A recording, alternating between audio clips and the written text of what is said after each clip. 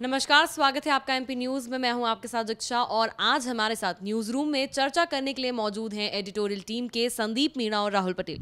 राहुल, सबसे पहले मैं आपसे जानना चाहूंगी, जिस तरह से लोकसभा चुनाव अब लगभग 1 महीने का वक्त भी बाकी नहीं है लोकसभा चुनाव में, और इसके बाद मुख्यमंत्री कमलनाथ ने यह दावा किया है कि प्रदेश में भाजपा केवल 160 सीटें जो हैं जीत पाएंगी पूरे देश में से, और 22 सीटों पर 29 में से 22 सीटों पर विजय प्राप्त करने का दावा कर रहे हैं कमलनाथ। तो कितनी सच्चाई है इस पूरे बयान में?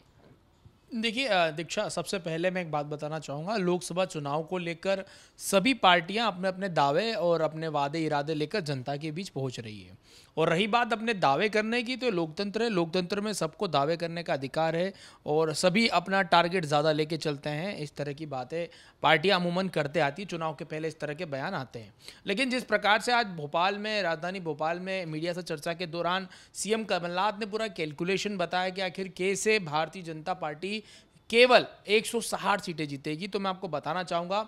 उन्होंने ये बताया कि जिस प्रकार से 3 राज्यों में भारतीय जनता पार्टी को हार मिली है, उसके बाद से उनकी सीटें कम होगी। यानी कुल मिलाकर कांग्रेस का जनाधार है इन राज्यों में बढ़ा है, इस तरह की बात करते हुए नजर आए। और उन्होंने ये भी कहा कि किस तर्ज पर और किस सर्वे के आधार पर ये कह रहे हैं कि भारतीय जनता पार्टी की सीटें बढ़ेगी, जबकि हर जगह अगर हम देखेंगे तो जो भारतीय जनता पार्टी है उसका जनाधार कम हुआ, इस तरह की बात की। वहीं मैं आपको बताना चाहूँगा दीक्षा की जो 22 सीटें जीतने का जो दावा किया है, साफ तौर पर उनका इशारा, इनके पहले भी उन्होंने इस तरह का बयान दिया था और कहा था करीब हम 22 सीटें जीतेंगे। यानी पिछली बार केवल 3 सीटों पर सिमट के रह गई थी कांग्रेस, जब 2014 में मोदी लहर थी उसमें सिर्फ 3 सीटें जीती थी। लेकिन जिस प्रकार से सत्ता परिवर्तन हुआ है और सीएम कमलनाथ कॉन्फिडेंटली नजर आ रहे हैं, तो उन्होंने 22 सीट का दावा किया। बहरहाल दीक्षा, जो आपका प्रश्न था कि कितनी सच्चाई है, तो सच्चाई इतनी है कि ये जो सीटें बता रहे हैं 22 सीटें, ये क्या कैलकुलेशन है, क्या रणनीति है और किस तरह से इन्होंने सर्वे निकाला है,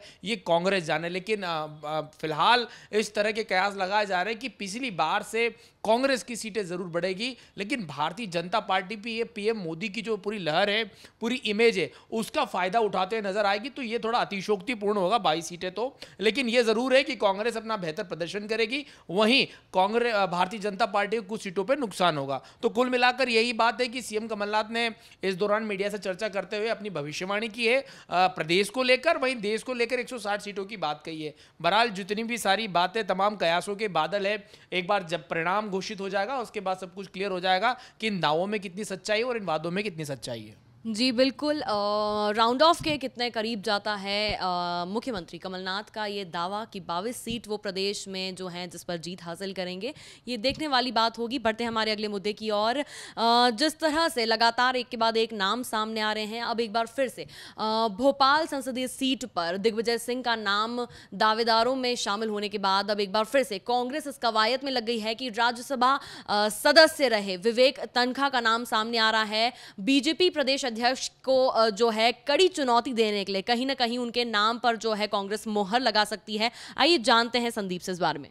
जी बिल्कुल, ये बात सही कही दीक्षा आपने कि बीजेपी के प्रदेश अध्यक्ष राकेश सिंह को कड़ी चुनौती देने के लिहाज से विवेक तनखा का जो नाम है वो जबलपुर सीट से चल रहा है। और मैं बताना चाहूँगा कि इस बार मुख्यमंत्री कमलनाथ भाजपा को कड़ी चुनौती देने के मूड में नजर आ रहे हैं, क्योंकि जिस तरीके से उन्होंने दिग्विजय सिंह को भोपाल से मैदान में उतार कर चौंकाया है, तो उसी तरह अगर बात की जाए तो सीएम कमलनाथ का साफ कहना है कि कांग्रेस के वरिष्ठ नेताओं को इस ऐसी मजबूत सीटों पर उतारी जाए जहां कांग्रेस की स्थिति जो है पतली है और बीजेपी की है जो स्थिति है काफ़ी मजबूत है। तो कहीं ना कहीं इसी कवायद में लेकर जो है सीएम कमलनाथ लगातार मंथन कर रहे हैं। और अब जो है यानी कि जो ये चल रहा है जबलपुर से विवेक तनखा को उतारे जाने का जो नाम चल रहा है, उसके बाद कहीं ना कहीं ये लग रहा है कि राकेश सिंह के जो रियासत है जबलपुर, वो अब खतरे में नज़र आ रही, क्योंकि जिस तरीके से बीजेपी ने प्रदेश की जिम्मेदारी राकेश सिंह को दी थी, तो कहीं ना कहीं ये माना जा रहा है कि अगर विवेक तनखा जबलपुर से मैदान में उतरते हैं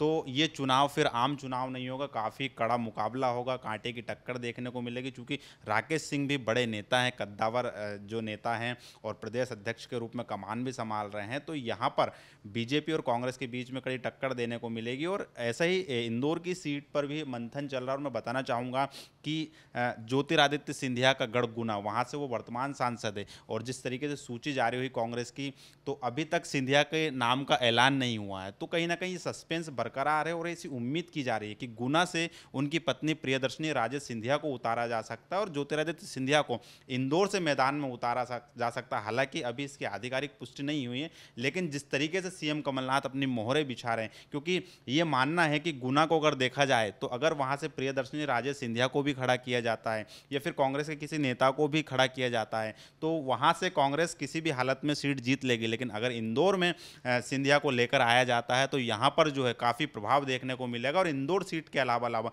जो आसपास के क्षेत्र है यहाँ पर भी काफ़ी प्रभाव देखने को मिलेगा। तो इस तरह की रणनीति चल रही है।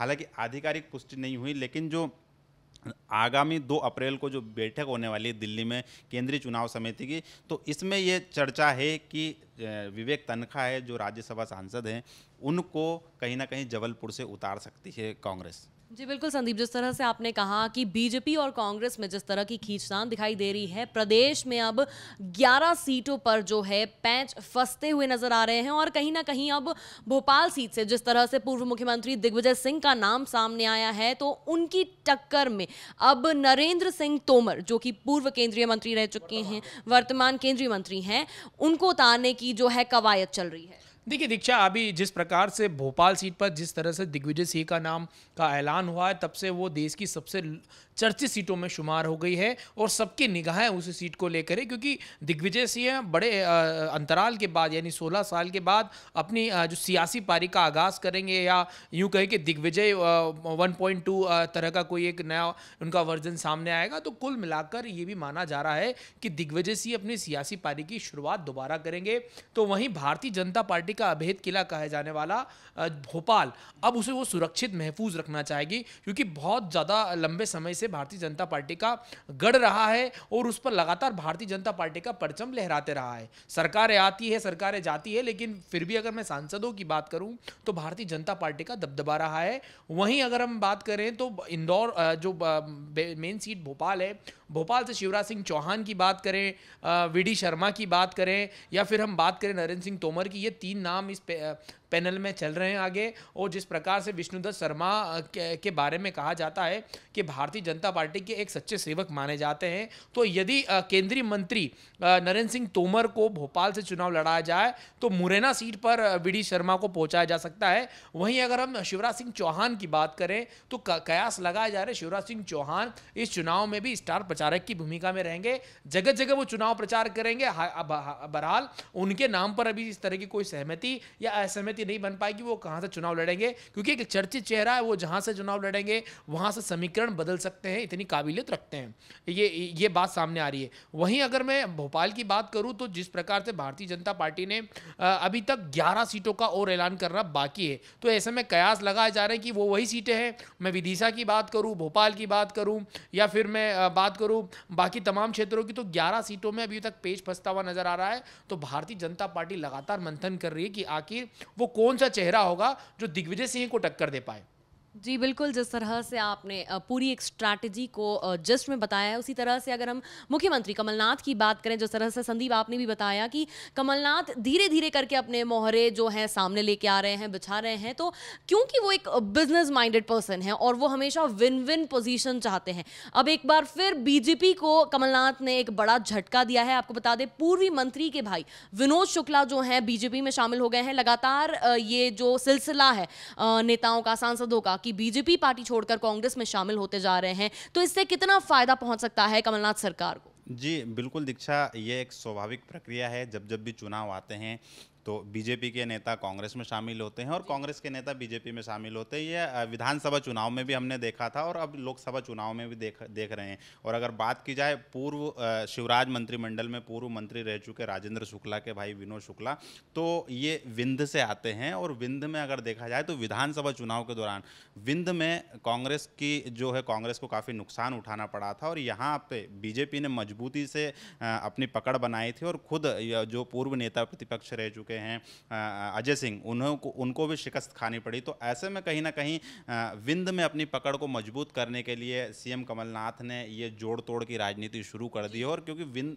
जिस तरीके से विधानसभा चुनाव के परिणाम आए उसको लेकर सीएम कमलनाथ पूरे ही सीरियस मूड में नजर आ रहे हैं और उसी को लेकर कहीं ना कहीं ये रणनीति बनाई गई थी कि राजेंद्र शुक्ला के जो भाई है विनोद शुक्ला उनको कांग्रेस में लाया जाए और आखिरकार उन्होंने कांग्रेस का जो है हाथ थाम लिया। और मैं बताना चाहूँगा कि 2013 में भी जो विनोद शुक्ला है वो कांग्रेस में शामिल हुए थे बीजेपी से, लेकिन फिर बाद में उन्होंने कांग्रेस छोड़कर बीजेपी में वापस आ गए थे और एक बार फिर तो ये डामाडोल की उनकी स्थिति नज़र आ रही है और पहले भी ऐसा हुआ और अब भी फिर उन्होंने ऐसा ही किया है। हालांकि अभी ये स्पष्ट नहीं हुआ है कि ये जो सदस्यता हुई ली है उन्होंने कांग्रेस में किस लिए शामिल हुए हैं, पार्टी उन्हें चुनाव लड़ाएगी या नहीं लड़ाएगी या फिर उन्हें पार्टी में किस तरह की जिम्मेदारी दी जाएगी, अभी इस तरह की कोई स्थिति स्पष्ट नहीं हुई है।